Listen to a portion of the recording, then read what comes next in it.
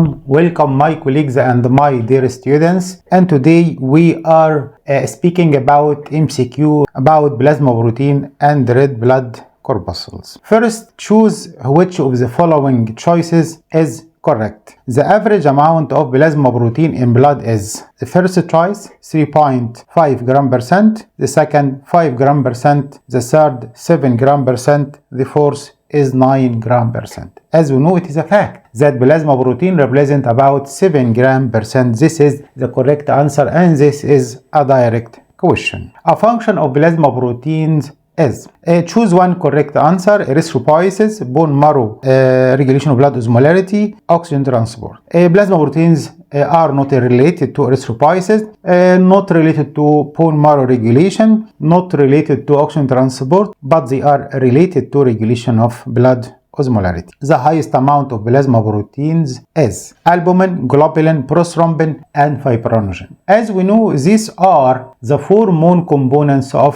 plasma protein, and in average, albumin represents from 3.5 to 5 gram percent, and the globulins represent about 2.4 gram percent. Prothrombin is about 0.1 gram percent, and also fibrinogen has a little amount. So the largest amount of plasma protein is the albumin. Regarding plasma protein that are responsible for blood coagulation are albumin and globulin, globulin and fibrinogen, gamma globulin, fibrinogen, and prothrombin. The best answer is D, which is fibrinogen and prothrombin, because as we know, these are main components in the process of blood coagulation. The defensive function against microorganisms is produced by which of the following: gamma globulins, or albumin, or fibrinogen, or prothrombin? It is done by gamma globulins, because as we know, gamma globulins, they are the antibodies inside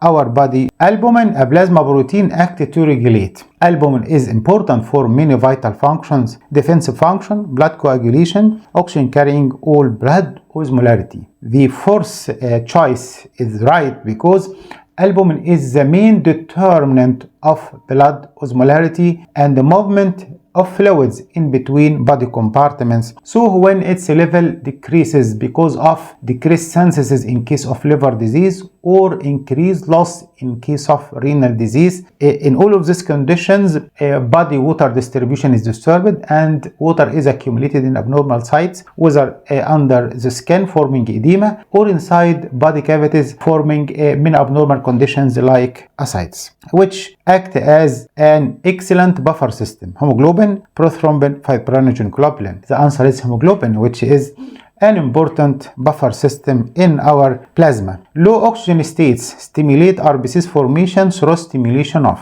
thyroxine, erythropoietin, growth hormone, plasma protein. As we know, the main regulator of the level of erythropoiesis is the body's oxygen level. Any hypoxic condition causes stimulation of erythropoiesis. This is done via the kidney. When our kidney becomes hypoxic, it releases erythropoietin, which by its turn moves to stimulate the bone marrow. It energizes the bone marrow to form more and more RBCs. So the right answer is the second choice. In adults, erythropoietin is mainly formed by liver, spleen, bone marrow, kidney.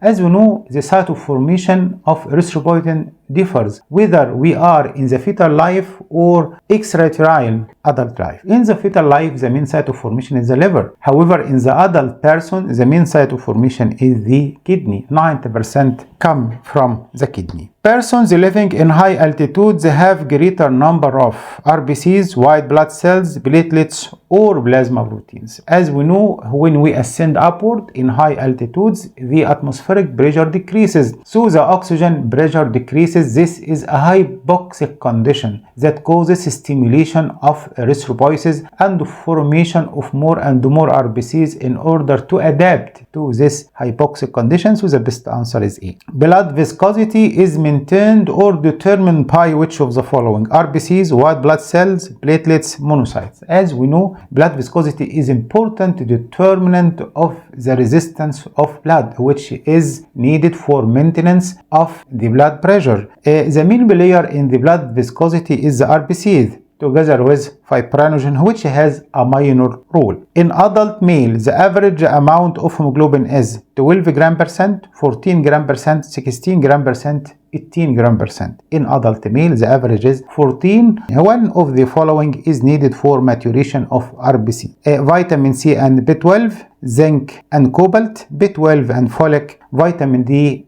and vitamin E.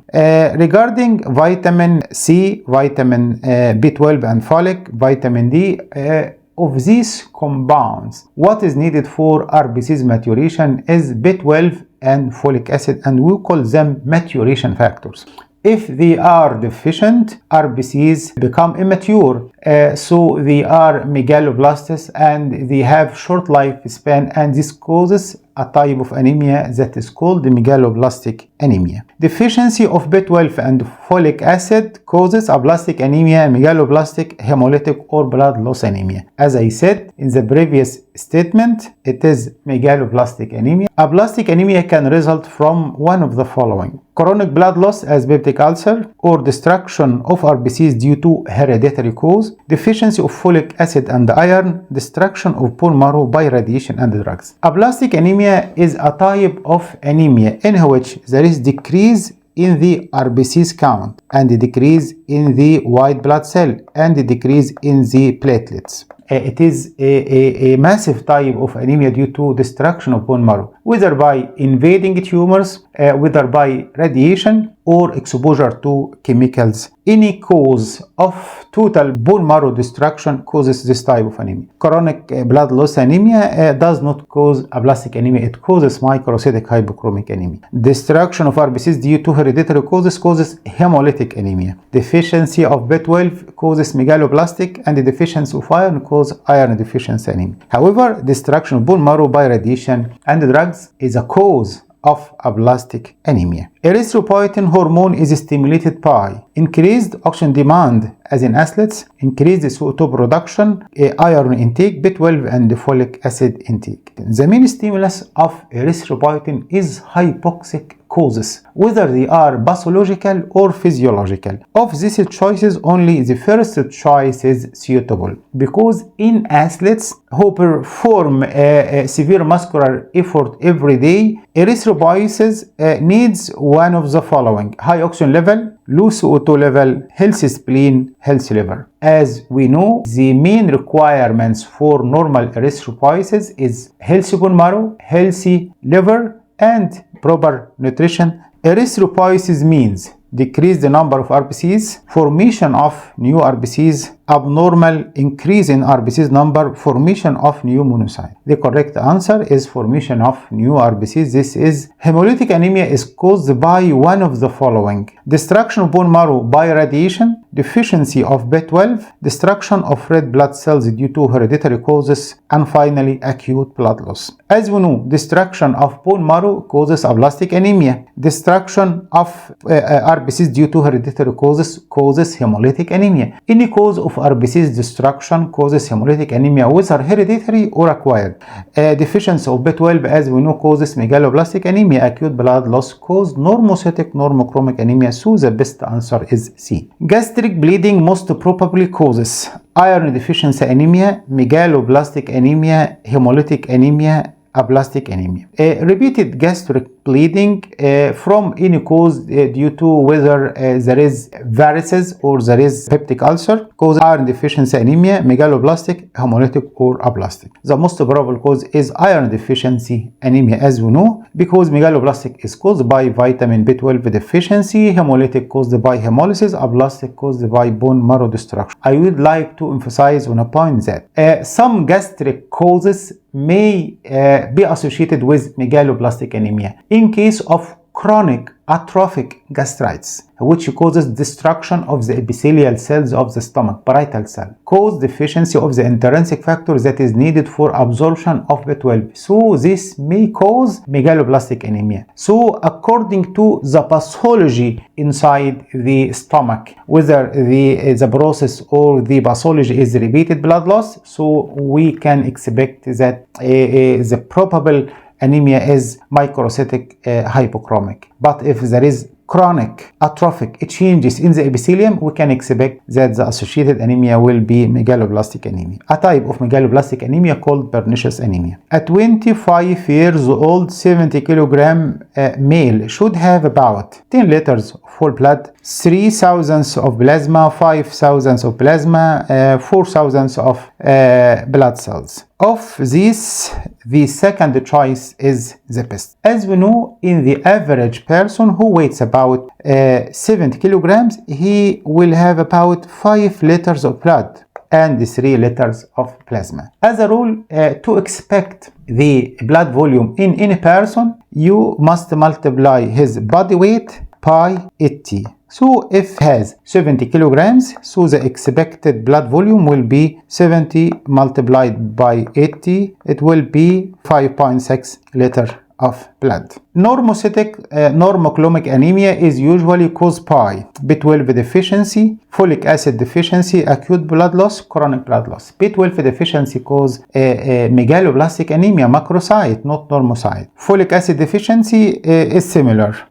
Chronic blood loss causes microcytic hypochromic anemia. However, acute blood loss, this occurs in sometimes in normal persons, so we can expect that his blood cells are normocytes. So that in accidents, when you find the anemia, it is most probably normocytic normochronic anemia because it occurred recently. Microcytic hypochromic anemia is usually caused by B12 deficiency, folic acid deficiency, acute blood loss, chronic blood loss. Chronic blood loss. Chronic blood loss cause microcytic hypochromic anemia. Microcytic hypochromic anemia needs a chronic condition with a chronic disease, whether a chronic disease or a chronic blood loss. For hereditary spherocytosis, the diagnostic index of choice is hematocrit, mean corpuscular volume MCV, mean corpuscular hemoglobin MCH, or mean corpuscular hemoglobin concentration. The best test is MCHC for diagnosing this rare type of hemolytic anemia. If the hematocrit value equals 45% and RBC count in millions equals 5 million per cubic millimeter, and